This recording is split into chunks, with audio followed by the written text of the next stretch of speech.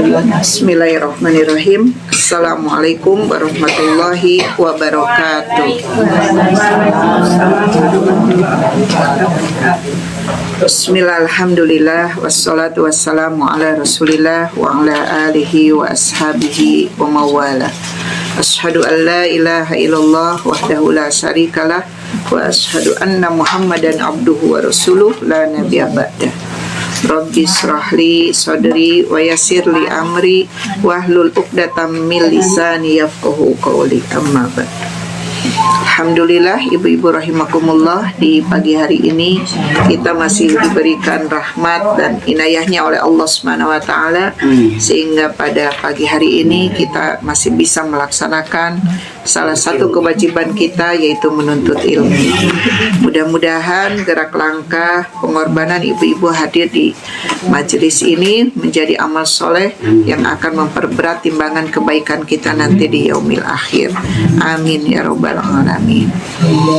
Insyaallah kita akan melanjutkan kajian kitab Riyadhus Shalihin ini masih di bab 75 ya, yaitu memberi maaf dan berpaling dari orang bodoh. Nah, sekarang kita akan membahas hadis yang pertama ya.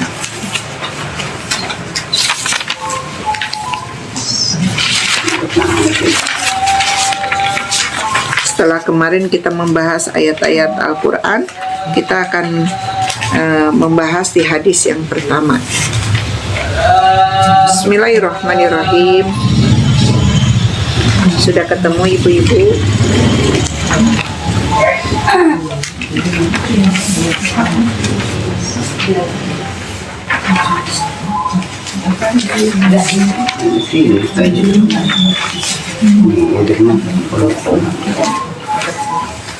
Sudah ya.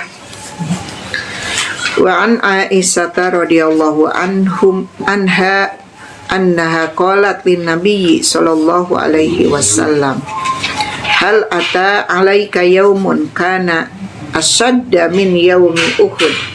Qala laqad laqitu min qaumiki wa kana asadda ma laqituhu minhum yaumal aqabati id aradtu nafsi ala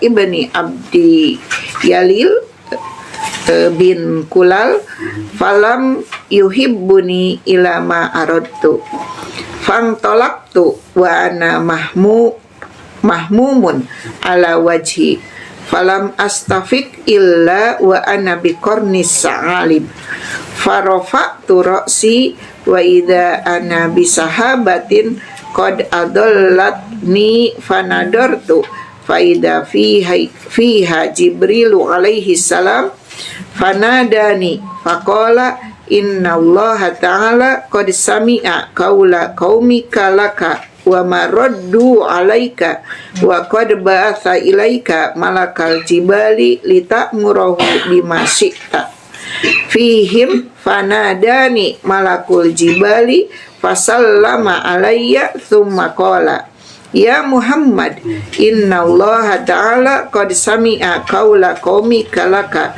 wa ana malakul jibal wa qad ba'athani rabbi ilaika litamurani bi amrika fama syi'ta in syi'ta atbaqtu alaihimul ahsabaini. Faqala nabiyyu sallallahu alaihi wasallam bal arju ayyuhrijallahu min aslabihim may ya'budullaha wahdahu la yusriku bihi syai'an. Muttafaq alaih. Yang artinya ini hadisnya panjang ya, yaitu dari Aisyah radhiyallahu anha, saya bertanya kepada Nabi sallallahu alaihi wasallam, pernahkah engkau mengalami penderitaan yang lebih berat dari perang Uhud? Beliau menjawab, sungguh aku telah mendapat penderitaan karena perbuatan kaummu, sedangkan yang paling berat adalah pada hari Aqabah. Ketika aku menyempatkan diri untuk mengajak putra Abdul Jalil bin Kulal, ia tidak menyambutku sebagaimana harapanku. Kemudian aku pergi dengan perasaan sedih sekali dan tidak sadar. Namun sesampainya di kaum Sa'alib, Aku sadar dan mengangkat kepalaku. Waktu itu aku dinaungi oleh awan. Setelah aku memandangnya, ternyata di situ ada malaikat Jibril alaihi salam. Ia memanggilku seraya berkata, sesungguhnya Allah Ta'ala mendengar kaummu mencela dan menolak ajakanmu, dan Allah mengutus malaikat penjaga gunung untukmu. Ia akan memenuhi apa saja yang kamu kehendaki untuk menyiksa mereka. Kemudian malaikat penjaga gunung memanggilku dan mengucapkan salam seraya berkata, wahai Muhammad, sesungguhnya Allah telah mendengar ucapan kaummu, dan aku adalah malaikat penjaga gunung. Tuhan telah mengutusku untuk memenuhi perintahmu. Maka apakah yang kamu kehendaki? Apabila kamu menghendaki, akan aku runtuhkan dua gunung itu untuk menyiksa mereka. Nabi SAW menjawab, aku masih berharap semoga Allah mengeluarkan dari tulang belakang mereka orang yang beribadah atau menyembah Allah yang Maha Esa, dan mereka tidak menyekutukannya dengan sesuatu pun. Hadis riwayat Bukhari dan Muslim. Jadi hadis ini, karena di sini kan bab memberi maaf ya, dan berpaling dari orang bodoh. Jadi hadis ini dari istri baginda Rasulullah Shallallahu Alaihi Wasallam, yaitu ibunda Aisyah. Beliau bertanya kepada Nabi Shallallahu Alaihi Wasallam, pernahkah engkau mengalami penderitaan yang lebih berat dari perang Uhud? Kenapa ditanyakan tentang perang Uhud ya? Jadi kan Aisyah bertanya, pernah nggak engkau merasakan penderitaan lebih dari perang Uhud? Nah, pada waktu perang Uhud itu Rasulullah itu terluka yang luar biasa, sampai panah itu masuk ke pipinya beliau dan tembus ke giginya, maka giginya pun berdarah gitu ya, karena pada saat itu kan waktu perang Uhud itu hampir saja kaum muslimin itu mendapatkan kemenangan, tetapi ternyata pasukan pemanah nggak taat tuh kepada Rasulullah.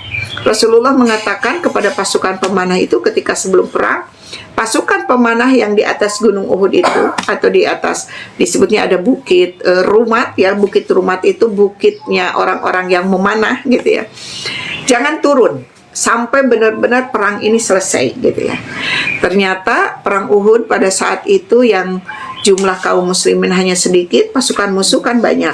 Nah kalau perang itu kan musuh karena banyak, berarti perbekalannya juga banyak, termasuk kendaraan yang dibawa, kemudian makanan yang dibawa, pokoknya banyak.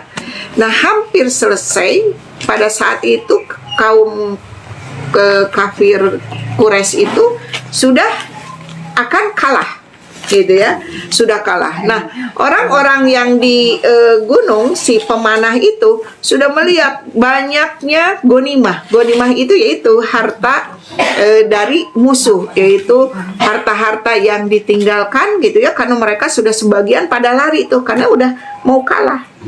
Nah ternyata pasukan pemanah yang seharusnya tidak boleh turun oleh Rasulullah, mereka karena melihat ya namanya manusia ya, ngelihat banyaknya harta yang ditinggalkan, tergoda lah, kemudian turunlah dari bukit Rumat itu. Nah ketika turun, pasukan musuh melihat bahwa ternyata pasukan kaum muslimin turun dari bukit, justru pasukan musuh balik arah, kembali menyerang pasukan kaum muslimin. Maka pada saat itu Rasulullah itu tidak ada yang menjaga, istilahnya dijadikan sasaran panah lah oleh mereka. Maka Rasulullah itu kena lah akhirnya sampai ke badannya dan sampai kepada pipinya tuh ya, masuk ke giginya. Nah pada saat itu ada sahabat yang melihat, kemudian jadi tameng gitu ya, menjaga Rasulullah. Walaupun akhirnya perang Uhud diulangi lagi menjadi kemenangan kaum muslimin ya, tetapi Aisyah bertanya, ada nggak peristiwa yang lebih menderita dari itu? Karena Rasulullah itu biasanya dijaga ini sampai terluka. Nah ternyata jawaban Rasulullah ada yang lebih berat daripada perang Uhud, yaitu ketika Rasulullah mau mengajak kepada Islam gitu ya, yaitu di Aqobah, pada hari Aqobah. Nah pada hari Aqobah ini yang dikisahkan adalah orang-orang Taif, Bu.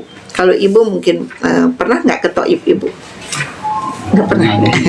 Jadi kalau misalnya nanti umroh atau haji gitu ya, nah itu ada ziarah ke Thaif. Thaif itu kurang lebih kalau naik kendaraan 3 jam lah dari Mekah, jadi jauh gitu. Nah Rasulullah dari pada saat itu dari Mekah berjalan gitu ya, naik kendaraannya ya kendaraan unta gitu ya atau kuda gitu ya menuju ke Thaif. Pasti lama kan gitu ya, dan itu bukan jalan biasa kan, naik gunung turun gunung itu perjalanannya.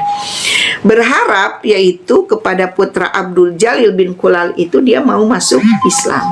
Ternyata yang terjadi Bu, karena orang-orang Thaif itu tahu bahwa Rasulullah bakal menuju ke sana, justru yang udah disiapkan adalah anak-anak kecil yang bakal melempari Rasulullah Shallallahu Alaihi Wasallam. Jadi bukan disambut dengan bahagia kedatangan Rasulullah itu, malah disiapkan akan mencelakakan Rasulullah Shallallahu Alaihi Wasallam. Jadi makanya kisah itulah yang dianggap oleh Rasulullah ada gitu ya, bahwa penderitaan yang lebih daripada perang Uhud, yaitu kalau perang Uhud kan sedang perang ya Bu, jelas. Kalau misalnya tidak memanah, kepanah kan gitu ya, kalau nggak membunuh ya dibunuh gitu kan, seperti itu. Nah kalau ini kan Rasulullah tidak lagi perang, justru mau mengajak, menyeru kepada orang-orang Thaif itu untuk menyembah Allah gitu ya, kemudian mengakui akan kerasulan Nabi Muhammad SAW. Tapi ternyata mereka sudah menyiapkan anak-anak, bayangkan gitu ya, anak-anak yang kemudian mengatain Rasulullah gila lah, Rasulullah apa gitu ya, Muhammad gila dan lain sebagainya, sambil ngelempari pakai batu. Maka pada saat itu pun Rasulullah terluka. Bayangkan ya, kekasih Allah gitu ya, yang sangat dicintai oleh Allah tetapi oleh manusia sampai dibegitukan. Sampai akhirnya kakinya itu pada berdarah-darah. Akhirnya Rasulullah ya lari lah gitu ya. Kemudian lari sampai dikatakan Rasulullah nggak sadar.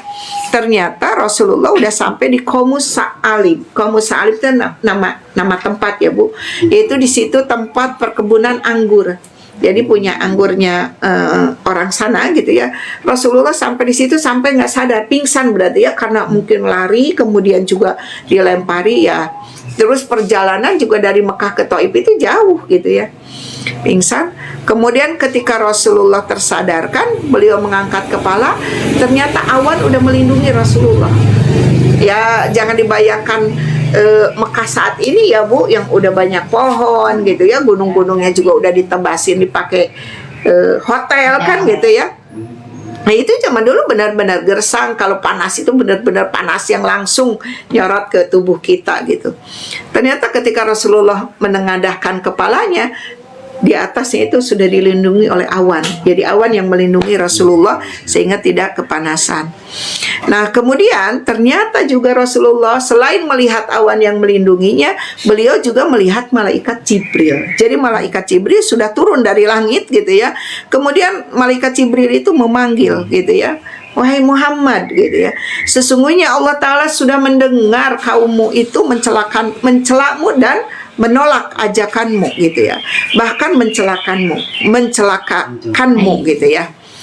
Kemudian Allah mengutus malaikat penjaga gunung untukmu, kata malaikat Jibril. Ia akan memenuhi apa saja yang kamu kehendaki. Jadi Allah udah ngutus tuh 2 malaikat penjaga gunung. Jadi kalau engkau mau, apa yang diperintahkan kepada malaikat itu akan melaksanakan, karena sudah diperintahkan oleh Allah Subhanahu wa Ta'ala.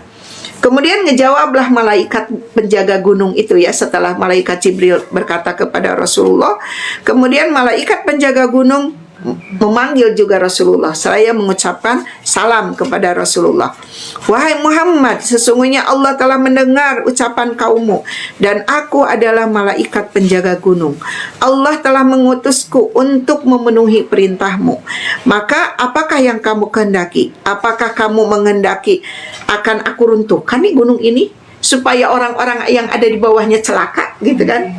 Seperti kalau sekarang misalnya Bu, dengan sekali goyang aja gunung gitu ya, keluar misalnya lahar baru sedikit, pasti manusia udah lari kan, udah lari, udah terbit-bit, udah mengamankan dirinya gitu. Maka kata malaikat penjaga gunung itu, apa yang kamu kehendaki? Ayo, apakah aku akan runtuhkan 2 gunung ini untuk menyiksa mereka gitu ya, sampai begitu gitu ya, karena Allah udah mengutuskan kami gitu ya, kata malaikat penjaga gunung itu. Tapi apa jawaban baginda Rasulullah SAW? Kata Rasulullah, aku masih berharap semoga Allah, bahasanya kan mengeluarkan dari tulang sulbi mereka, itu maksudnya apa? Ada manusia keturunan dari orang-orang ini yang mencelakakan Rasulullah itu menjadi orang yang menyembah Allah, menjadi orang yang mengesahkan Allah. La syarikalah, jadi ada, tidak menyekutukan Allah, dan mereka pun tidak menyekutukan Allah dengan sesuatu pun. Nah itulah Rasulullah pemaafnya. Coba kalau kita ya dikirimin malaikat, ayo siapa yang kayaknya udah tuh gitu kan. Apalagi udah dicelakakan begitu. Habis Rasulullah kan tinggal malaikat itu tinggal diangkat gunungnya terus dilempar juga selesai, mau gitu ya. Karena malaikat sudah disuruh oleh Allah. Kita makan ya Allah gitu ya. Ini dari hadis ini menunjukkan bahwa Rasulullah masih ada harapan. Justru Rasulullah berharap mudah-mudahan keturunan dari orang-orang ini nih, ada keturunan yang menyembah Allah, ada keturunan yang taat kepada Allah, ada orang-orang yang hanya menyembah Allah dan tidak menyekutukan Allah. Jadi jangan dihancurkan. Bisa jadi ada nanti keturunannya yang soleh-soleh. Jadi berharap begitu gitu ya. Jadi ini kan memberikan contoh kepada kita, sesakitnya begitu gitu ya. Padahal tadi peristiwa ini kata Rasulullah, peristiwa lebih dahsyat dibandingkan Uhud. Kan berarti sangat ya, dilempari sama anak-anak dikatakan gila. Ibu-ibu kalau ada yang mengatakan jelek aja gitu aja ya, Rasulullah gitu ya. Kayak ada cerita. Nah ini ya, jadi saya ini belajar ini baru kemarin kejadian. Tiba-tiba ada nenek-nenek ke rumah tuh, saya lagi di luar sama suami. Terus nenek-neneknya ujuk-ujuk ngomong gini, ya saya mah tiap hari cuma nyari botol, nyari gelas plastik, ginilah kerjaan saya gitu ya. Oh iya, kata saya gitu aja kan, karena dia lagi ngomong gitu sambil ngomongnya nyerocos gitu. Terus tiba-tiba dia gitu, udah nggak makan, belum makan lagi, minta duit dong buat makan, kata gitu. Oh iya, kita jawab oh iya gitu. Terus nggak lama kemudian minta beli roti deh 2.000, katanya gitu kan. Suami saya masuklah ke dalam, kan kita lagi di luar ya. Terus dia ngomong gini, dikiranya mungkin suami saya masuk ke dalam itu nggak mau ngelayanin dia gitu ya. Padahal kita kan membawa uang di luar, lagi duduk di teras itu. Terus dia ngomong, Pak kan bapak mah punya mobil, katanya gitu, karena memang lagi ada mobil kan. Punya mobil, mobilnya gede lagi, katanya gitu. Ya saya diem aja gitu, karena tahu suami saya itu lagi ngambil uang ke dalam. Terus tiba-tiba dianya mungkin malah masuk gitu kan.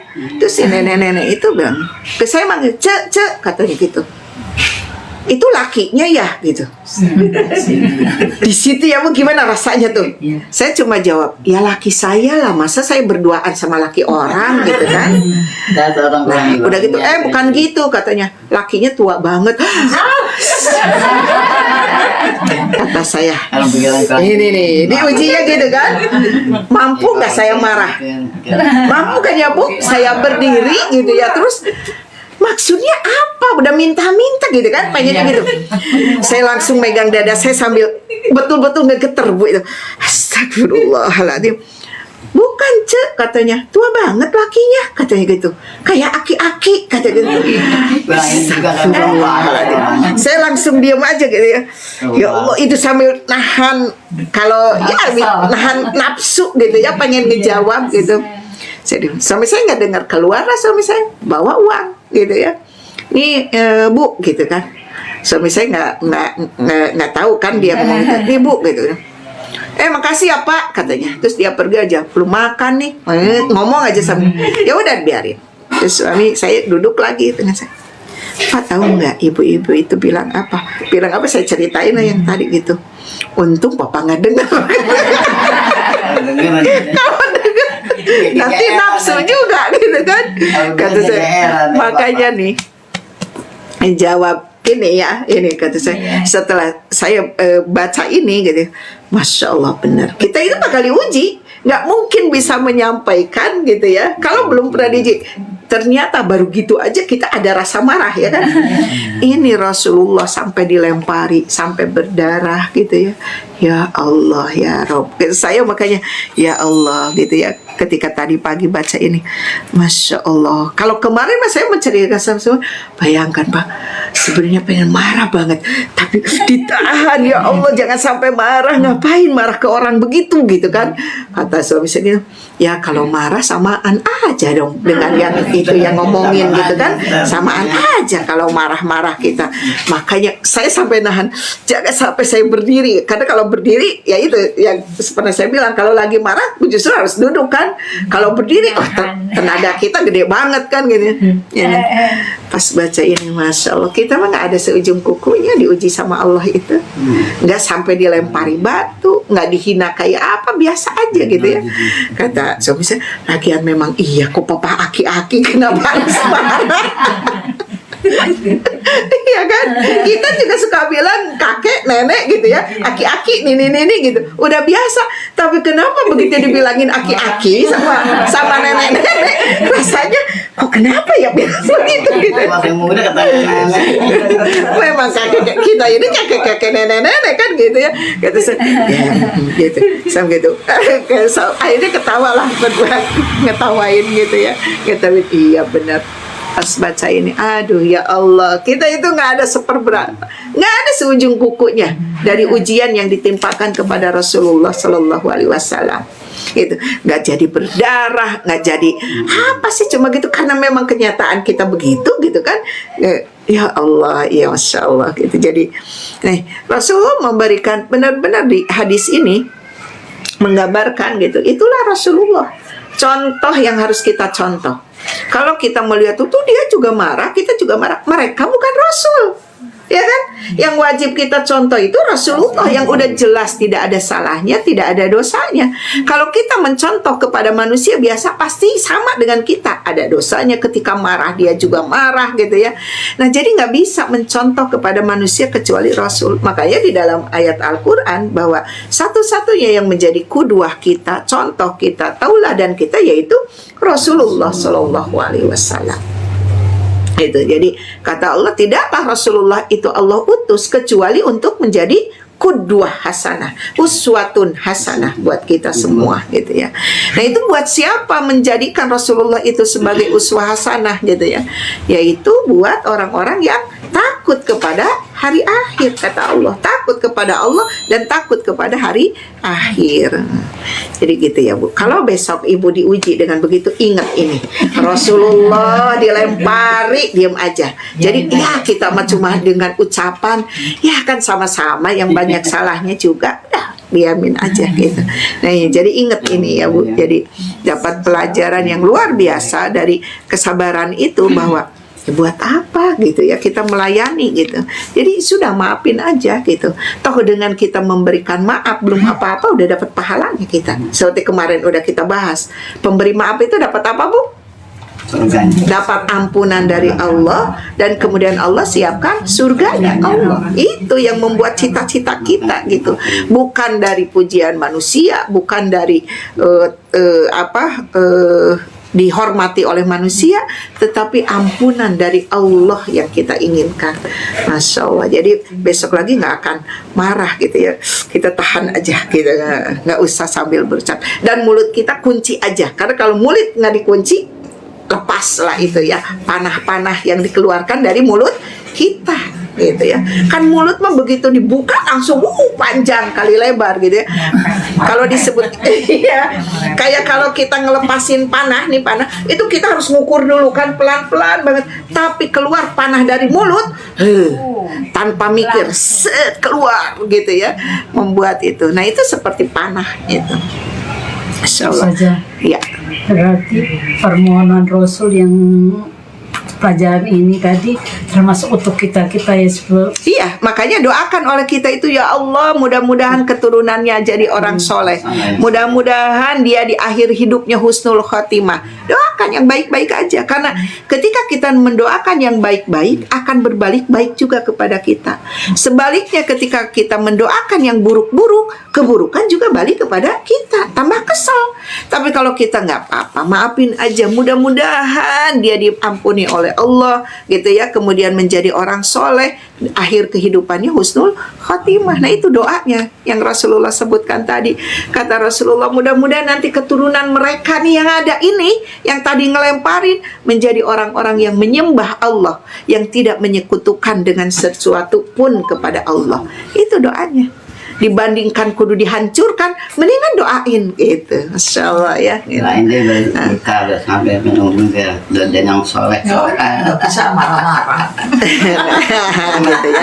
Jadi makanya, gitu marahnya. Makanya, gitu ya. Jadi mulut kita itu kunci. Nah, jadi bukan kita ngeluarin dulu terus kata kita, saya nggak marah kok, tadi mah ngedumel aja, sami mawon gitu ya. Jadi kunci aja mulutnya, jangan berkata apa-apa, kemudian kita maafkan gitu. Kita maafkan aja. Kalau maafkan itu kan seperti pernah saya katakan, seperti kita mengeluarkan dari belakang.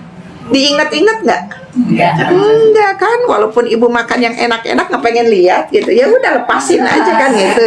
Nah, kalau ibu sudah memaafkan itu, berarti nggak dilihat lagi yang belakang. Saya sih maafin, tapi kan nggak sopan banget tadi itu begini begitu, berarti belum memaafkan. Kalau memaafkan itu kunci mulut kita, sudah kita maafkan. Masih ingat aja ya. Nah, kemarin kan udah dibahas, setelah memaafkan tapi ternyata masih sesak dada kita itu.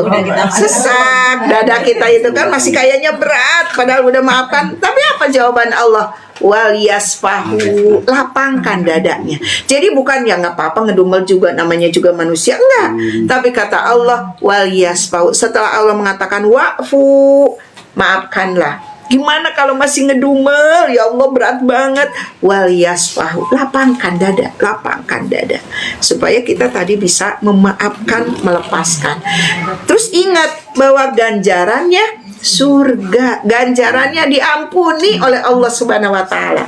Masya Allah, Allah menyukai orang-orang yang berbuat baik seperti itu gitu. Jadi yang disebut orang baik itu bukan berarti yang bisa ngejawab kemarahan orang, tetapi orang baik itu yang bisa memaafkan kemarahan orang. Itu orang baik gitu ya. Insya Allah, malah habis ini baterai. Ya, bisa habis. Nah itu ya Bu, bisa ketangkep ya dari hadis itu ya. Nah, jadi amalkan, praktekkan gitu ya. Kita pahami, amalkan. Nah, terus ibu-ibu juga sebarkan, karena ini sebuah kebaikan gitu. Gampang kan Bu nyampaikan yang tadi? Hadisnya sih nggak hafal, tapi ibu ngerti dari makna hadis ini. Ibu sampaikan. Jadi jangan gini nyampaikannya gitu ya juga. Oh, ada yang marah-marah, kita ceramahin yang ini, aduh tambah marah. Tapi harusnya kita maafkan dulu, udah maafin aja gitu. Jangan gini bilangnya gitu ya, saya sih maafin karena kemarin saya baru ngaji nih ini, tapi berat banget. Itu mah udah aja. Kalau ada orang marah udah diemin aja dulu, kita tahan, udah. Nah nanti ibu-ibu sampaikan ternyata kita itu kudu memaafkan gitu ya. Jadi jangan juga orang yang marah-marah terus udah katanya gue maafin, udah maafin deh. Itu masih ngajak berantem tuh itu ya. Tapi udah diem aja, memaafkan itu dengan ini. Nah itu di hadis yang pertama ya Bu. Kita lanjut di hadis yang kedua. Wa anha qalat. Nah ini masih hadis dari Aisyah radhiyallahu anha. Ma daraba Rasulullah sallallahu alaihi wasallam syai'an. Rasulullah sallallahu alaihi wasallam tidak pernah memukul apapun. Sampai disebutkan syai'an qattu biyadihi. Apapun dengan tangannya. walam ro'atan wala khadiman illa ayyujahida fi sabilillah. Beliau juga tidak pernah memukul istri-istrinya, dan beliau juga tidak pernah memukul pelayannya, bahkan tidak pernah marah gitu ya, tidak pernah memukul baik kepada istri maupun kepada pelayannya. Kemudian illa ayyujahida fi sabilillah, kecuali apabila beliau berjihad di jalan Allah. Jadi kalau beliau berjihad di jalan Allah, Rasulullah, siapapun yang dihadapi akan dibunuh karena sedang berjihad. Enggak gini, aduh kasihan, jangan deh. Enggak, kalau sedang berperang ya hadapi, bunuh gitu ya, karena sedang berperang. Wa manila minhu syai'un qattu fayantakima min sahibihi illa ayyun tahaka syai'un min maharimillahi ta'ala fayantakimu lillahi ta'ala, rawahu Muslim. Dan beliau sama sekali tidak pernah membalas orang yang mengganggunya, kecuali bila apa yang telah diharamkan Allah Ta'ala itu dilanggar, maka beliau akan menghukum karena Allah Ta'ala. Jadi hadis ini menjelaskan bahwa Rasulullah sama sekali nggak pernah mukul, nggak pernah marah-marah kepada istri-istrinya, kepada pelayannya, kecuali hanya ketika perang. Kemudian juga pada saat kapan lagi Rasulullah akan menghukum, yaitu ketika bertemu dengan orang yang melakukan yang diharamkan oleh Allah Subhanahu wa taala, maka oleh Rasulullah akan dihukum. Maka kita pun kalau ketemu misalnya yang menghina kepada kita, yang mencela kepada kita, ya udah maafin aja. Tapi kalau kita melihat sesuatu yang diharamkan oleh Allah dilakukan oleh orang itu, maka harus diingatkan. Jadi bukan berarti misalnya nih gini, saya ketemu dengan misalnya nih salah satu ibu-ibu yang tidak menutup aurat. Padahal kan ibu-ibu udah ngaji, tahu ya, wajib kan menutup aurat. Itu kan berarti dia melakukan sesuatu yang seharusnya dilakukan kan, tapi dia tinggalkan. Boleh saya mengatakan, Bu, kan udah tahu hukumnya wajib, maka ibu tutuplah auratnya. Nah, Rasulullah itulah yang dikatakan. Jadi kalau ada melanggar kepada aturan Allah, maka beliau akan melakukan sanksi gitu ya. Bahkan ya pada saat itu kalau Rasulullah sebagai kepala negara mampu melakukan sanksi itu. Seperti termasuk misalnya ibu-ibu ketika Rasulullah setelah hijrah ke Madinah, Rasulullah kan bukan hanya sebagai Rasul, tapi juga sebagai kepala negara. Maka Rasulullah menerapkan seluruh syariat Islam. Di mana saja kalau ada yang mencuri, ada hukumannya. Bagaimana dihukumnya? Dipotong tangan gitu ya, kalau sampai kepada batasannya. Kemudian kalau ada yang membunuh, maka akan dibunuh, kecuali kalau dimaafkan oleh orang atau keluarga yang dibunuhnya gitu ya, atau membayar kifarat. Jadi tidak dibiarkan kalau orang yang melakukan pelanggaran kepada aturan Allah Subhanahu wa taala. Begitu juga kalau ada orang yang berzina, maka hukumannya di dalam Al-Qur'an maupun di dalam hadis gitu. Kalau nggak dirajam ya dijilid. Tergantung siapa pelakunya. Apakah pelakunya sudah menikah atau belum? Aduh ya Allah, mudah-mudahan nanti aja itunya. Sudah dulu sampai di situ. Udah dulu aja. Ya. Dah. Ya, udah dulu sampai di situ.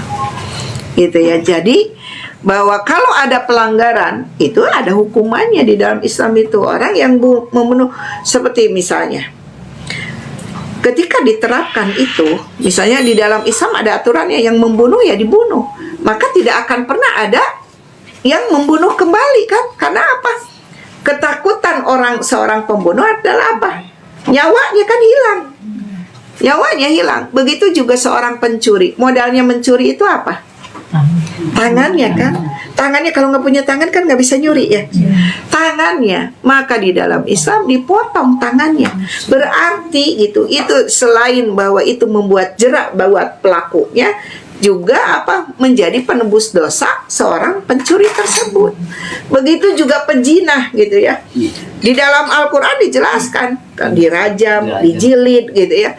Maka tidak akan ada muncul pelaku-pelaku zina yang selanjutnya. Beda dengan saat ini, pelaku zina kan tidak dihukum. Ya kan? Apalagi kalau misalnya dianggap suka sama suka di dalam undang-undangnya dibiarkan. Nggak boleh kita itu misalnya ngelaporin gitu ya. Tuh ada yang berzina, saya suka sama suka kok melakukannya. Malah kita yang dianggap melakukan pencemaran nama baik. Yang dihukumnya siapa? Yang melaporkan kan? Nah itu. Jadi itulah, jadi di dalam Islam kalau pelanggaran terhadap aturan Allah, maka ada hukumannya. Jadi tidak dibiarkan. Tetapi kalau ada penghinaan kepada diri, ya udah maafin aja, kan nggak apa-apa gitu. Cuma mencela, misalnya menghina, ya udah. Tetapi kalau ada pelanggaran kepada aturan atau aturan-aturan Allah atau syariat Allah, maka ada hukumannya. Maka insya Allah semua orang di dalam negara yang diatur dengan sistem Islam, maka dipaksa untuk menjadi orang-orang soleh.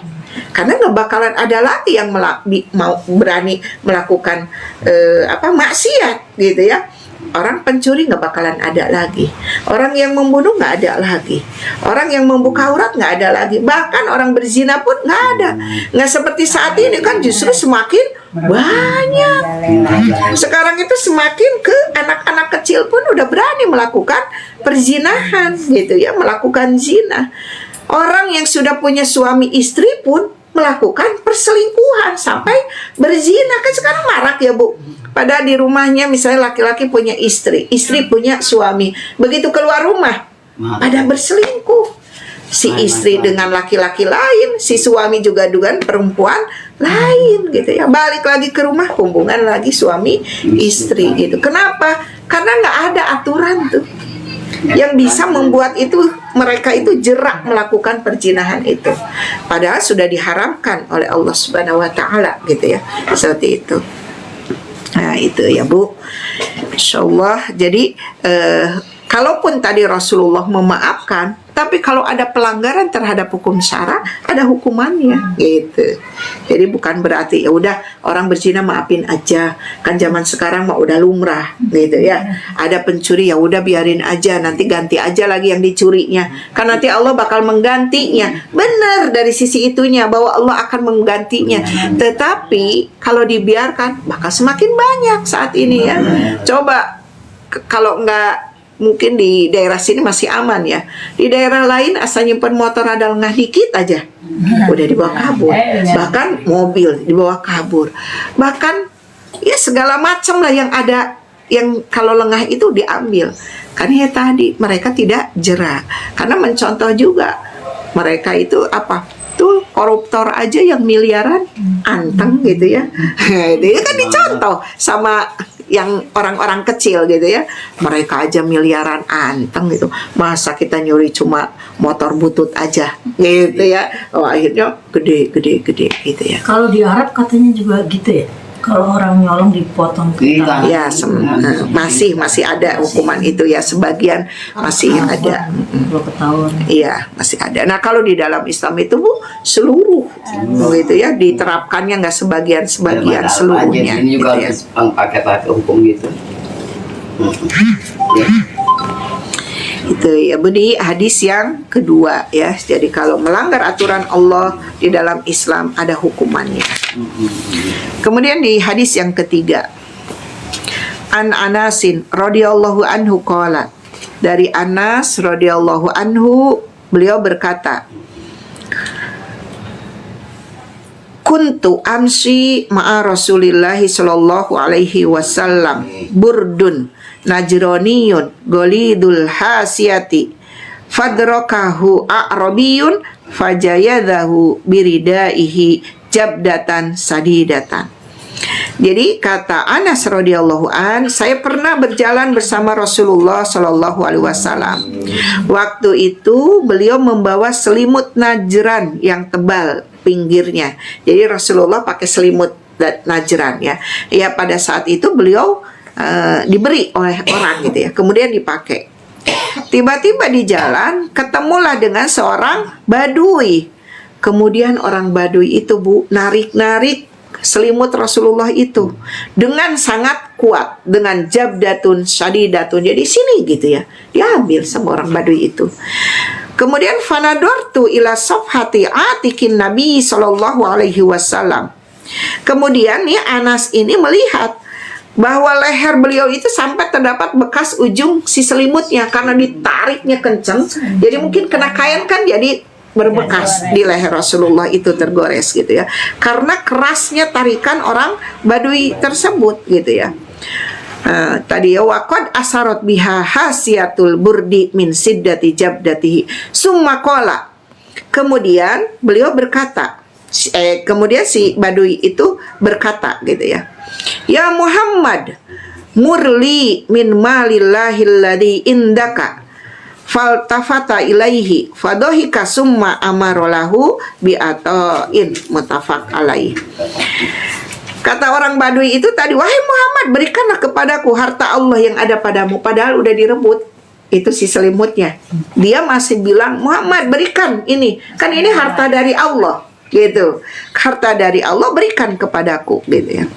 Kemudian Rasulullah noleh ke orang Arab Badui itu. Kira-kira kalau ibu ada yang begitu, ibu lagi dingin, lagi diselimut gitu ya, kemudian tiba-tiba ditarik, kan ini harta dari Allah, udah kasihin aja buat saya. Kira-kira ibu mau gimana tuh kalau ada orang begitu?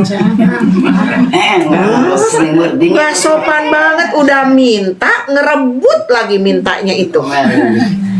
Tapi apa, Rasulullah noleh ke orang Badui itu, kemudian Rasulullah tersenyum sambil apa? Ya dikasihkan si selimut Rasulullah itu. Nggak marah, tapi Rasulullah senyum aja, terus ya udah diberikan, ya udah buatmu gitu kan. Jadi diberikan. Padahal nih orang-orang yang ngelihat, termasuk Anas, yang Anas ini termasuk maulanya Rasulullah. Maula itu apa? Yang bantu Rasulullah, khadimatnya itu ya, khadimnya, pembantunya Rasulullah. Gemes banget, kok begitu gitu ya. Ini Rasulullah memang, kenapa Rasulullah pakai selimut keluar? Karena dalam posisi kedinginan. Dan itu selimut pemberian dari orang Najran itu. Kemudian Rasulullah pakai, sedang pakai gitu ya, dalam kondisi dingin, tiba-tiba itu ujug-ujug ditarik aja gitu ya. Udah ditarik, bilang, ini kan harta dari Allah, berikan kepadaku. Sambil dia bawa. Rasulullah cuma noleh, kemudian memberikan isyarat, ya udah ambil aja gitu. Seringan itu coba Bu. Ya udah ambil aja gitu. Masya Allah, ini nih. Jadi kalau wah itu berantem dulu, diteriakin kayaknya juga, apaan ini, nggak sopan banget. Ya minta yang benar kali gitu ya, minimal ya, minta yang benar, jangan maksa gitu. Dia lihat nih luka nih, wow pasti panjang kali lebar lah gitu. Tapi Rasulullah nggak boro-boro megang lehernya gitu ya. Yang lihat itu Anas yang lihat itu, yaitu pembantunya Rasulullah, ngelihat bahwa sampai lehernya itu terluka karena saking kencengnya ditarik. Jadi kena benangnya gitu ya, kena kainnya. Rasulullah cuma ya udah ambil aja gitu, suruh diambil, selesai udah. Jadi ini kan, terus kita bisa aja kan mengatakan itu kan Rasul Bu, kita kan bukan Rasul, bisa kan bilang gitu? Bisa bilang begitu, tapi mau nggak gitu ya jadi pengikut Rasul nih ini. Kan kita ngakunya cinta Rasul, kita ngakunya Rasul sebagai kudwah kita, sebagai panutan, contoh, tauladan. Kalau itu tauladannya, berarti nah begitulah. Seminimalnya mungkin kita enggak lah senyuman, tapi ya udah ambil aja deh gitu ya. Kita sambil masuk ke rumah terus dikasih obat merah gitu kan. Udah ambil aja deh, udah ambil aja, ambil gitu kan gitu. Jadi udah. Tapi kalau kita seandainya nih marah-marah, maksudnya marah-marah dalam arti kita memberitahu dia kalau harus sopan terhadap orang lain, itu kita termasuk. Jadi ngasih taunya jangan marah, kasih tahu aja. Kalau itu mah marah-marah namanya juga. Tadi bahasanya juga saya marah-marah, buat ngasih tahu berarti apa? Marah. Kalau mau ngasih tahu aja gitu tadi. Ngasih tahu aja, jangan sampai marah gitu. Makanya kita kadang-kadang, makanya kalau lagi marah, makanya kenapa tadi jangan bicara. Apapun yang akan kita keluarkan itu marah-marah. Jadi ya udah, makanya Rasulullah cuma tersenyum, terus ngasih tanda kode dengan ya udah ambil gitu. Dipersilahkan, ya udah ambil. Ya udah. gitu. Maka para sahabat pada saat itu, Anas sebenarnya kan bisa aja Anas karena ngejaga Rasulullah dikejar orang itu, mungkin dimarahin, tapi Anas melihat sikap Rasulullah begitu, ya sudah ngikutin. Maka dulu pernah juga Bu, nah kisah lain ya.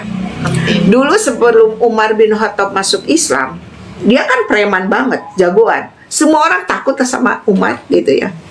Nah ketika Umar mendengar bahwa adiknya sudah masuk Islam, datang ke rumah adiknya. Ternyata adiknya lagi baca Quran Bu, surat Toha. Sedang dibaca Quran. Kata Umar, baca apaan ini gitu? Karena sedang yang dibacanya itu ya perintah Allah untuk menyembah kepada Allah, kemudian tidak syirik kepada Allah gitu ya. Umar tahu banget kan bahasa Arab, dia ngerti kan? Kata Umar, dimarahin tuh si adiknya sambil dipukul. Setelah itu Umar pulang. Ternyata Umar sambil mikir, marah juga. Apa yang dikatakan di dalam Al-Quran itu benar ya? Akhirnya gak lama kemudian besoknya Umar datang tuh kepada Rasulullah. Rasulullah pada saat itu sedang dengan para sahabat. Di antaranya ada Abu Bakar di situ. Umar, dengan jalan yang gagah gitu ya.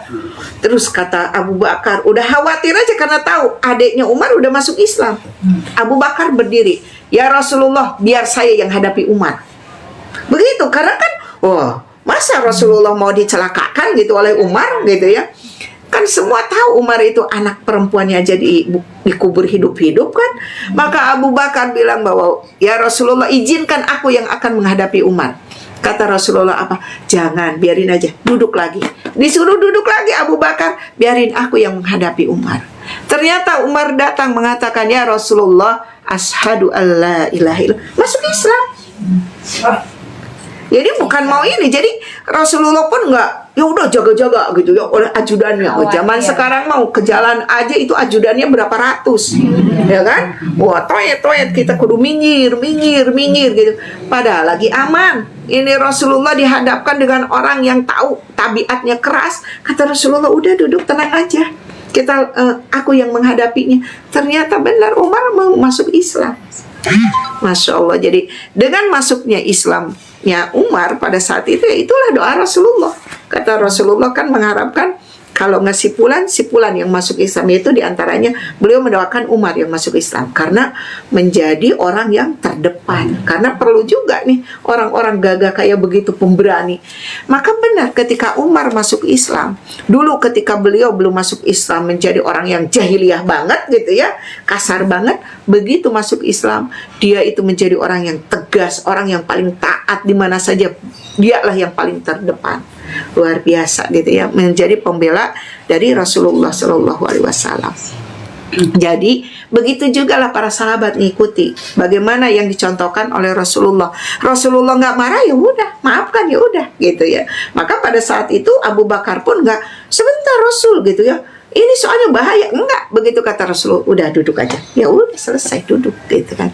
Jadi begitulah seharusnya kita, kalau kita menginginkan surganya dengan para nabi, yaitu termasuk diantaranya dengan Rasulullah, dengan para sahabat, ya kudu dicontoh nih perilakunya, sikapnya dalam menjalani kehidupan ini seperti baginda Rasulullah dan para sahabatnya gitu, supaya kita dimasukkan ke dalam surga yang sekelas dengan mereka gitu ya. Kalau kelasnya masih marah-marah, ya nggak ada tuh yang kelasnya surga marah-marah gitu ya. Jadi ini gitu ya. Yang ada justru bahaya ketika kita marah-marah, malah jadi memperbanyak dosa. Kayaknya orang lain yang salah ke kita kan, tapi karena kita lawan dengan marah, jadi draw. Kitanya nggak dapat pahala. Jadi kalau ada yang mencela, jangan balas mencela. Kalau ada yang mencela, itu pahala untukku, dosa untukmu. Tapi kalau saya membalas, dosa untuknya dan dosa untukku. Jadi draw, sama-sama dosa. Jadi mendingan kita milih yang dapat pahalanya. Jadi kalau ada yang marah, jangan dilawan marah. Pahalanya untukku, dosanya untukmu gitu ya. Tapi kalau kita membalas, draw sama-sama gitu. Jadi kita nggak dapat apa-apa, rugi kan ya. Nasi aja habis sebakul, kan capek udah marah-marah ya. Habisin nasi ya. Udah kudu nyambel dulu karena lagi nafsu kan, kayaknya lapar banget gitu kan. Nah, habis sebakul gitu ya karena marah-marah gitu. Insyaallah. Itu hadis yang ketiga. Sekarang hadis yang keempat ya Bu. Nah, karena ini cuma sedikit hadisnya, mudah-mudahan selesai. Hadis yang keempat, wa an Ibnu Mas'udin radhiyallahu anhu qala. Nah, ini dari Ibnu Mas'ud radhiyallahu anhu, beliau berkata, ka'anni anduru ila Rasulillahi sallallahu alaihi wasallam yahki nabiyyan minal anbiya'i shalawatullahi wa salamuhu alaihim. Saya seolah-olah masih melihat Rasulullah sallallahu alaihi wasallam mencontohkan tentang salah seorang nabi, semoga Allah melimpahkan rahmat dan kesejahteraannya, yaitu kepada nabi tersebut gitu ya. Darabahu qaumuhu fa adahauhu wa huwa yasmahu damma an wajihi. Semoga semoga Allah melimpahkan rahmat dan kesejahteraannya kepada kaum yang memukul Nabi itu sampai berdarah sambil mengusap darah di mukanya. Kemudian wayakulu, Nabi itu berdoa, Allahumma gfirli qaumi fa innahum la ya'lamun. Ya Allah, ampunilah dosa kaumku, sesungguhnya mereka tidak mengetahui. Nah, doanya itu. Jadi Rasulullah, jadi Ibnu Mas'ud menceritakan, saya seolah-olah melihat Rasulullah itu mencontoh tentang seorang nabi yang dulu juga pernah dilakukan itu. Para nabi yang dulu pun kan begitu Bu, gitu ya. Seperti misalnya contohnya Nabi Lut. Nabi Lut itu kaumnya itu kaum gay ya Bu, kaum gay, laki-laki suka kepada laki-laki. Nabi Lut larang, malah pada datang ke rumahnya menggoda Nabi Lut, bayangkan. Seperti itu gitu ya. Tapi oleh Nabi Lut ya udah menunggu sampai Allah memerintahkan gitu, sampai akhirnya diazab oleh Allah. Bukan Nabi Lut yang melakukannya, tapi Allah yang melakukannya. Kemudian Nabi Nuh juga begitu. Nabi Nuh ngajak untuk beriman kepada Allah, bahkan istrinya nggak taat juga, anaknya juga nggak taat. Kemudian apa? Ya udah ditunggu perintah Allah, makanya disuruhlah bikin perahu kan gitu ya. Kemudian Allah yang membinasakan kaum itu. Begitu juga nabi-nabi yang lainnya. Kalau ibu-ibu membaca kisah para nabi, itu sama kaumnya itu malah sebaliknya, nyuruh taat, malah dia nantang untuk menentang gitu ya. Tapi apa yang dilakukan bukan oleh para nabi itu, misalnya orangnya itu disiksa, tapi apa? Udah Allah yang membinasakannya langsung. Jadi umat-umat terdahulu itu ketika mereka tidak taat kepada Allah, tidak mengikuti kepada nabinya, oleh Allah dibinasakan. Nah, ini Ibnu Mas'ud itu mengatakan seperti melihat Rasulullah itu mencontoh gitu ya kepada para nabi yang dahulu, bahwa mereka ya udah, makanya ya maksudnya udah nanti juga ada balasannya gitu. Tetapi justru Rasulullah menambahkan dengan doanya, Allahumma gfirli qaumi, Allah ampunilah kaumku gitu ya, karena kaumnya Rasulullah, nggak ada lagi nabi kan setelah Rasulullah. Ini kaumku, fa innahum la ya'lamun, karena sesungguhnya mereka tidak tahu. Kalau tahu aja mungkin mereka menjadi orang-orang yang taat gitu. Maka Rasulullah, bahkan Rasulullah ketika wafat pun yang dipanggil ummati, ummati, padahal banyak yang nggak taat kepada Rasulullah. Tapi karena kaum setelah Rasulullah, nggak ada kaum lain kecuali umatnya Rasulullah. Rasulullah berat banget bagaimana nanti kalau beliau wafat. Jangan-jangan semua orang meninggalkan agama Allah, meninggalkan Islam itu. Maka yang diingat oleh Rasulullah, ummati, ummati. Maka Rasulullah lah satu-satunya nabi yang diberikan oleh Allah syafaat kan. Maksudnya memberikan syafaat kepada umatnya. Maka kita haruslah jadi umatnya Nabi Muhammad yang layak nanti mendapatkan syafaat dari Rasulullah Sallallahu Alaihi Wasallam. Gimana caranya? Ya tadi, cintai Rasulnya itu bukan hanya sekedar disebut-sebut, tetapi ngikuti apa saja yang dibawa oleh Rasulullah. Tinggalkan seluruh yang dilarang oleh Rasulullah Sallallahu Alaihi Wasallam. Minggu lalu udah kita jelaskan, nggak mungkin amal kita itu bisa cukup masuk surga, ya kan Bu? kecuali dengan rahmat Allah. Dan tadi kita diberikan syafaat oleh Rasulullah, dibela oleh Rasulullah. Ya Allah, ampunilah nih dosa-dosa yang umatku ini, karena mereka berusaha untuk taat kepada Allah, taat kepada Rasulnya, tapi nggak cukup masuk surganya, diberikan syafaat, ditolong. Maka akhirnya ketika melewati Siratal Mustaqim, selamat. Karena Rasulullah itu menunggu di pinggir Siratal Mustaqim ketika orang sudah dikumpulkan di padang mahsyar, kemudian disuruh melewati Siratal Mustaqim. Rasulullah di situ menunggu sambil memegang liwanya Rasulullah, gitu ya, panjinya Rasulullah. Kemudian melewati. Maka Rasulullah yang orang-orang yang layak diberikan syafaat diselamatkan. Padahal kalau berbicara secara ini, ada nggak yang selamat melewati Siratal Mustaqim?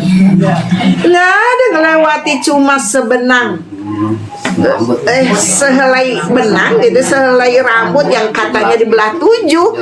Kira-kira ada yang selamat nggak? Jangankan itu, kita dikasih papan aja belum tentu selamat ya. Di papan atas, di bawahnya api neraka. Udah keretak ini kan, gitu kan? Udah ngedek-dek banget. Kita kalau nyebrang jembatan aja, kalau di bawahnya air deras. Pada tubuh ada di Kalimulya, yang itu seberangan sungai apa? Kalau di Depok itu Ciliwung. Pernah nggak Ibu di Kalimulya tuh yang airnya besar itu? Nah, jadi ternyata ada jembatan tuh dibikin cuma cukup motor gitu sama pejalan kaki. Saya pernah ngisi di daerah situ. Jadi seberang di sininya Kalimulya, di sananya itu udah Citayam, Bu. Jadi nyebrang sungai. Jadi mereka kalau nggak mau nyebrang sungai, muter. Kalau mau ke Sukmajaya itu gitu kan, Kalimulya Sukmajaya kan gitu. Tapi kalau mau cepat, nah itu lewat jembatan itu. Nah, saya supaya cepat yang melewati jembatan itu ya, jadi jalan kaki itu, Bu. Itu kayaknya kaki mau rontok gitu kan. Karena apa? Airnya deras sungai itu, apalagi musim hujan kan. Jadi saya ngisinya di daerah Citayam gitu. Nah, ternyata nyebrang udah Kalimulya gitu. Jadi kebelah sama sungai apa itu? Ciliwung itu gitu ya. Jadi saya itu sampai megang ke besinya tuh. Aduh, ini ternyata di bawah itu itu sungainya gede banget gitu kan itu. Karena memang yang suka dibilang kalau di Sungai Ciliwung itu udah naik, pasti banjir sampai ke Jakarta kan gitu. Itu pas lagi deres-deresnya itu, Bu, si itunya apa, sungainya itu. Saya kebetulannya itu ngisi di situ. Pas pulang itu, ya Allah, perginya ya karena ngikutin itu ya naik mobil gitu ya, muter jauh banget gitu kan. Ternyata begitu dari rumahnya, tuh itu teh, Bu, udah Kalimulya. Ayo udah nanti mah udah aja lewat situ gitu kan. Aduh, keretaknya gitu. Ngebayangin bagaimana tuh Siratal Mustaqim. Itu udah beberapa papan gitu, ada mungkin 5 itunya papannya itu gitu ya, karena motor pun bisa lewat gitu. Jadi itu di pinggir-pinggir, ya Allah, ngedeg-degnya gitu ya. Ini Siratal Mustaqim, yang di bawahnya itu api neraka. Kalau bukan karena rahmat Allah, kalau bukan karena syafaat dari Rasulullah SAW, ya selamat semuanya juga. Maka Rasulullah tuh di pinggir itu. Makanya ada yang selamatnya sampai digambarkan seperti kilatan cahaya bisa langsung nyampe.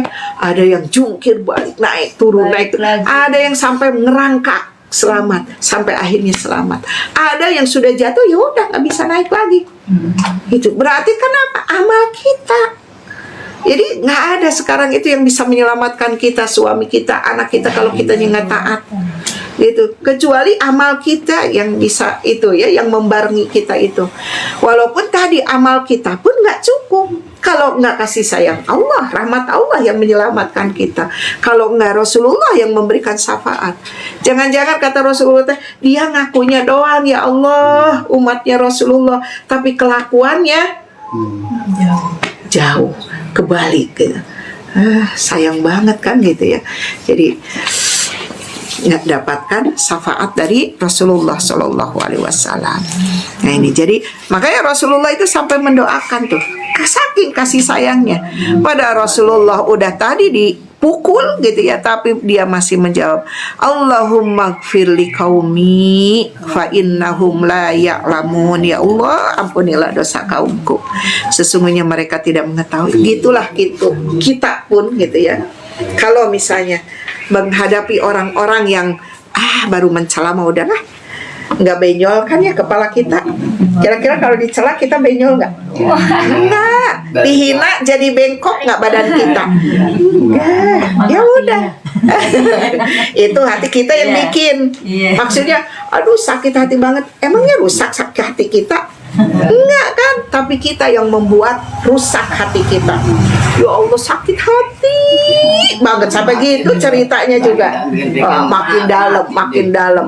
Terus ditambahin sama orang, bener dia menyakitin banget. Tuh kan, gitu makin sakit. Bahaya gitu ya. Padahal bukan hati yang ini kan yang sakit. Iya kan? Yang ada jantung kan di dalam kita gitu ya. Jantung atau liver gitu ya. Gitu ya. Jadi ini Masya Allah ya, kita dikasih contoh oleh orang yang paling mulia, yang dimaksum, yang nggak punya dosa tapi dia senantiasa memaafkan. Kita dosanya dikit banyak. Aduh, setiap saat ya Allah gitu ya. Terus nunjuk-nunjuk ke orang, tuh dia mau banyak dosa, tuh dia mau banyak dosa, banyak, ya Allah, kita yang banyak dosa. Kan suka cepat ya ke orang, oh dia mah kelakuannya begitu banyak dosanya. Wah, semua dikatain banyak dosa, banyak dosa. Kita nggak ingat bahwa kita pun tuh ketika bilang begitu sedang berdosa. Gitu. Satu lagi ya Bu. Satu lagi hadis yang kelima. Wa an Abi Hurairah radhiyallahu anhu, dari Abu Hurairah radhiyallahu anhu, anna Rasulullah sallallahu alaihi wasallam qala. Jadi Rasulullah sallallahu alaihi wasallam bersabda, laisa syadidu bisura'ati. Yang dinamakan orang kuat adalah bukan orang yang kuat bergulat. Jadi bukanlah orang yang kuat itu yang kuat bergulat. Oh, yang disebut orang kuat itu yang badannya gede gitu ya, sekali balikin orang ngejungkel gitu ya. Tetapi apa ya orang kuat itu? Innamas syadidu, itu ya, orang yang kuat itu ya, alladzi yamliku nafsahu, yang dapat mengendalikan hawa nafsunya indal godobi, pada waktu marah. Kalau dia bisa mengendalikan hawa nafsunya, kira-kira jadi nggak marahnya? Enggak. Jadi kalau dikatakan kan kita punya marah, benar. Coba kalau ada yang ngatain kayak tadi menghina, pengen marah. Tapi ternyata kata Rasulullah yang kuat itu adalah orang yang bisa mengendalikan hawa nafsunya ketika dia marah. Karena memang kita dikasihkan naluri untuk marah, sedih, bahagia. Maka naluri-naluri kita itu harus disalurkan di jalan Allah. Sebenarnya saya mau marah nih sama dia, tapi kita kendalikan. Ya Allah, jangan sampai nih marah gitu ya. Karena termasuk orang yang kuat itu bukan yang jagoan tadi, seperti pegulat disebutkannya ya, bisura'ati gitu ya, yang suka ngebalikin badan orang. Pegulat itu kan gitu ya gayanya, bukan ditonjok kan, tapi dibalikin badannya, diinjek gitu ya, dibanting kan gitu. Kalau tinju mah kan cuma pakai tangan. Makanya gambarannya kan kuat banget kan pegulat itu. Udah gemuk-gemuk, bisa ngebalikin yang lebih gemuk lagi. Padahal bawa badannya aja udah gemuk banget ya Bu. Tapi dia bisa balikin badan orang, terus ditindihin sampai nggak bisa bangun lagi. Berarti kan kuat banget. Tapi kata Rasulullah, yang disebut orang yang kuat itu bukan pegulat, tetapi orang yang bisa menguasai hawa nafsunya ketika marah. Kenapa sampai disamakan pegulat dengan orang yang marah? Orang yang marah itu Bu asalnya kuat, ini ngangkat lemari jadi kuat. Coba ibu-ibu kalau lagi marah, ada air seember itu sama ibu langsung wating. Ya nggak Bu? Pernah nggak begitu? Jadi kuat tenaganya itu. Lupa ya jadi. Iya, karena apa? Hawa nafsu. Dibantuin setan. Hawa nafsunya itu yang membuat kuat. Setan malah lagi nonton terus gitu. Emang setan mau ngangkat ember? Ngapain kata setan? Kita hawa nafsunya yang bilang ayo terus. Kata setan, berat-berat amat kudu ngangkut air, cukup aja, ayo terus. Udah, nggak ada setan ngebantu yang berat-berat, nggak mau dia.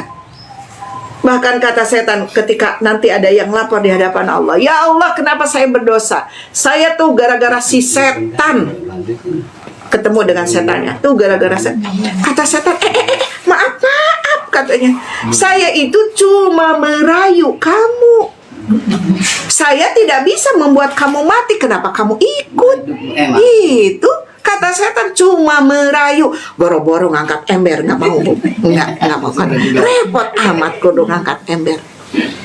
Ya, jadi hayo cuma gitu. Makanya seperti di rumah tangga, kalau ada yang suaminya lagi marah sama istrinya, istrinya marah sama suaminya, setan cuma tepuk tangan doang. Kayak orang lagi nonton bola, merasa semangat kan kalau ditepokin. Iya. Nah setan itu cuma terus, ayo, Semangat. lawan, cuma tepuk tangan. Makin marah, makin kenceng. Oh hidup, jagoan, kamu jagoan. Itu yang dilakukan setan, Bu. Nggak dibanting, istrinya ngapain berat-berat. Kata setan tuh, udah gemuk lagi, kudu ngebanting gitu. Enggak, cuma tepuk tangan doang gini. Ayo lanjut. Itu suaminya makin marah, istrinya marah. Itu yang dilakukan setan. Jadi nggak ada setan itu. Kalau ibu kebayang misalnya dibantu sama setan, repot kata setan, berat banget. Cukup dirayu aja. Ayo.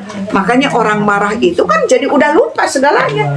Padahal kalau lagi sehat nih begini, Bu, lihat ember yang gede misalnya, jangan ember deh, galon. Berat. Kan nggak semua kuat ya, Bu, ngangkat galon. Kecuali tukang galon mah 2 juga kuat karena udah biasa kan, dilatih ototnya sehingga kuat galon. Kita nggak pernah, terus tiba-tiba angkat tuh galon gitu ya. Yang ada apa? Kan marah ibu, misalnya kata suaminya gini, Pak tolong dong itu galon tuh tolong diangkatin. Kata suaminya bilang gini, sendiri aja lu angkat. Itu langsung jadi hawa nafsu yang keluar. Itu langsung diangkat. Bahkan bukan hanya diangkat, bantingin lagi itu.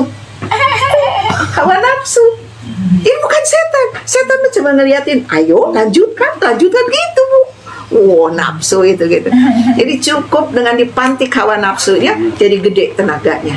Makanya ngomongnya nggak berhenti, tenaganya gede gitu ya. Itulah orang yang lagi marah. Makanya kata Rasulullah, orang yang kuat itu adalah alladzi yamliku nafsahu indal ghadab, yang menguasai, yang memiliki hawa nafsunya dikuasai gitu ya ketika marah. Jadi makanya kalau lagi marah pengennya gini, makanya buru-buru tahan, jangan sampai berdiri gitu. Kalau berdiri gede tenaganya, Bu. Duduk aja udah tahan. Kayak kita itu duduk di paku gitu.